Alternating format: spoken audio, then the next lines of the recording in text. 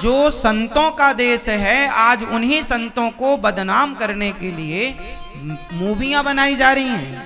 उन मूवियों में पैसा खर्च किया जा रहा है कि संतों को बदनाम करो। क्यों बदनाम करो? संतों को, आजकल के युवाओं के अंदर संतों के प्रति नफरत जगा दो, उनके हृदय में नफरत घुसा दो, ताकि आजकल का यूथ संतों से नफरत करने लग जाए। अच्छा, संतों से नफरत करेगा तो यूथ को सही मार्गदर्शन नहीं मिलेगा, वो गलत राह पर चलेगा, तो गलत राह पर चले। अच्छा ये बताओ, सारे लोग शराब छोड़ दें संतों के कहने से, तो शराब की कंपनियां मर जाएंगी कि नहीं? सारे लोग गुटखा तंबाकू छोड़ दें तो गुटखा की कंपनियां मर जाएंगी कि नहीं?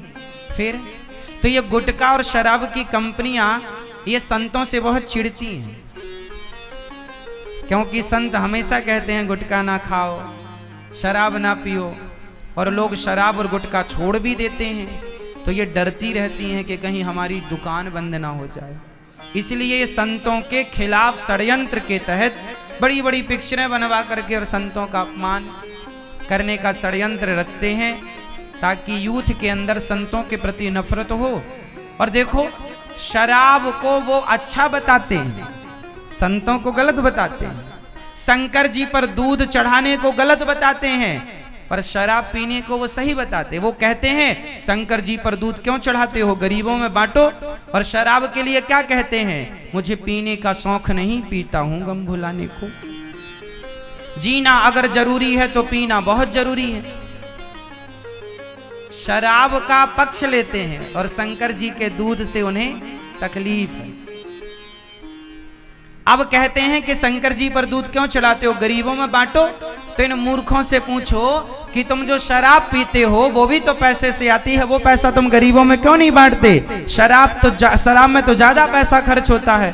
शंकर जी पर दूध तो आदमी 5 रुपए 10 रुपए का अपनी श्रद्धा अनुसार चढ़ा देता है, उससे किसी का कोई नुकसान भी नहीं। पर शराब से तो नुकसान ज्यादा है ना। माताओं के बेटे मर जाते हैं, पत्नियों के पति मर जाते हैं, विधवा हो जाती हैं स्त्रियां। शराब के नशे में आदमी कितना गलत काम करता, कितना क्राइम करता है। तो शराब के खिलाफ आज तक कोई मूवी बनी हो तो मुझे नाम बताओ। पर देखो, शंकर जी के लिए दूध क्यों चढ़ाते, उसकी मूवी बना दी करोड़ों खर्च करके। देखिए षड्यंत्र, हम केवल आपको बता रहे हैं कि षड्यंत्र कितना गहरा है। संतों को ही नहीं, भगवान को भी वो गलत प्रस्तुत करते हैं। बोले शंकर जी को दूध की क्या, हाँ शंकर जी को दूध की जरूरत नहीं है, बात तो सही है। भगवान को किसी चीज की जरूरत नहीं भाई, वो तो भक्त अपनी श्रद्धा अनुसार चढ़ाता, उसकी आस्था है ना। हिंदुओं को छोड़ दो तो हिंदुओं के अतिरिक्त अन्य मजहब पंथों में जाकर देखिए, अन्य जगह पर जाकर देखिए, कोई अपने देवता को शराब चढ़ाता है। हमारे यहां तो दूध चढ़ाने की परंपरा है, कितनी श्रेष्ठ परंपरा है। अन्य धर्मों में, अन्य मजहब पंथों में देखो क्या क्या चढ़ाते हैं, तो वो अपनी अपनी आस्था है। लेकिन हमारी आस्था कितनी पावन है। हमारे यहाँ फल चढ़ाए जाते हैं, पुष्प चढ़ाए जाते हैं, दुग्ध चढ़ाया जाता है, और दूध भी सावन में ही चढ़ाया जाता है, क्योंकि सावन में जो पानी गिरता है ना, आषाढ़ में जो पानी गिरा पहला, वो दूषित पानी होता है। आकाश में जितना पॉल्यूशन होता है वो पहले पानी से नीचे आता है। उस पानी की फिर घास तैयार होती है, तो वो घास भी जहरीली, और वो घास गाय खाती है तो गाय के दूध में भी उसका जहर पहुंच जाता है, उस जहरीले पानी से बनी घास का जहरीला दूध। तो वो लोगों ने सोचा, बड़े बुजुर्ग पूर्वजों ने, कि ये पी तो नहीं सकते, बच्चों को पहला दूध नहीं पिलाना चाहिए, पारस के घास का पहला दूध। तो वो शंकर जी, वो फेंकने का विधान था। बोले फेंकेंगे दूध है तो पाप लगेगा, इसलिए शंकर जी पर चढ़ा दो, पुण्य भी मिलेगा और दूध भी ठिकाने लग जाएगा। ये साइंस था उस जमाने का। अब ये मूर्ख साइंस क्या समझे। हम हिंदुओं की हर चीज साइंटिफिक है, हर कार्य में कोई ना कोई कारण है। पूरा धर्म साइंटिफिक है, साइंस की कसौटी में खरा उतरता है। मैं आपको हर बात साइंटिफिक बता सकता हूं। माथे पर तिलक से लेकर हाथ में कलावे से लेकर के शिखा चोटी क्यों बांधी जाती है, धोती क्यों लगाई जाती है, उपवास व्रत, पीपल की पूजा, आंवले की पूजा, नदी की पूजा, समुद्र की पूजा, पहाड़ की पूजा, गाय की पूजा, बैल की पूजा क्यों की जाती है, तुलसी की पूजा, व्रत क्यों रखा जाता है, एकादशी का क्या मतलब है, कुंभ क्यों लगते हैं। मैं हर चीज का साइंटिफिक कारण बता चुका हूं पहले कई बार कथाओं में। हर चीज का साइंटिफिक रीजन है। गणेश जी का वाहन चूहा क्यों है, सरस्वती जी का वाहन हंस क्यों है, माता रानी का वाहन शेर क्यों है, शंकर जी का वाहन बैल क्यों है।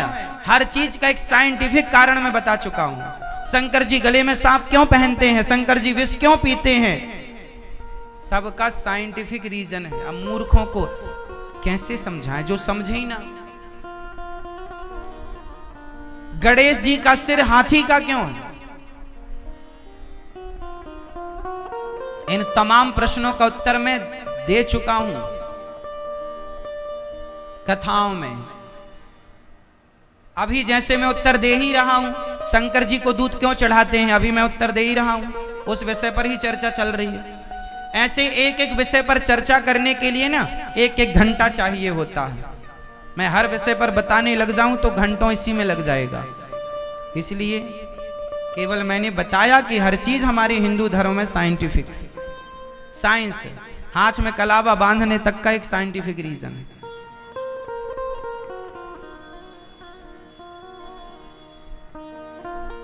जब कोई वैद्य आपका हाथ देखता है ना, बीमारी पकड़ता है तो यहीं से पकड़ता है। बोलो हाँ, वैद्य हो तो यहीं से बात पित्त कफ तीनों यहीं से गुजरते हैं, है ना। नाड़ियां यहीं से गुजर रही हैं, इसलिए यहां नब्ज पकड़ के देखी जाती है। और यहीं पे कलावा बांधने की परंपरा है। क्या समझे आप, यहां पर तीनों नाड़ियां हैं और यहीं पे कलावा बांधा जाता है। पुराने जमाने में एक गाड़ी थी, वो देखा आपने, टेम्पो, पिछले जमाने का 3 चक्के का लंबा, उसमें रस्सी बांध कर उसका इंजन कैसे स्टार्ट होता था, देखा कभी आपने। रस्सी बांधी, फिर यूं यूं, फिर फाइनल खींचा, फट फट फट फट फट फट चालू हो जाती थी।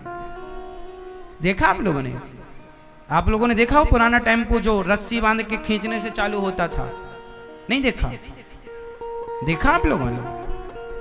नहीं देखा? आपने देखा? आपने देखा? हाँ, उसका इंजन कैसे स्टार्ट होता था, रस्सी बांधो और खींचो। तो ये वो रस्सी है जो हथेली पर यहां बांधी जाती है। जो रस्सी उस नस जो यहां से नाड़ियां गुजरती हैं उन नसों को थोड़ा प्रेशर देती है, तो वो जा करके पूरा ठीक ठीक खून का सब जगह खून पहुंचाते हैं और पूरा विधिवत शरीर तक जो चीज पहुंचनी चाहिए वो पहुंचाते हैं। तो इसको एक साइंटिफिक है कि यहाँ पे धागा बांधने से तीनों चीजें संतुलित होती हैं।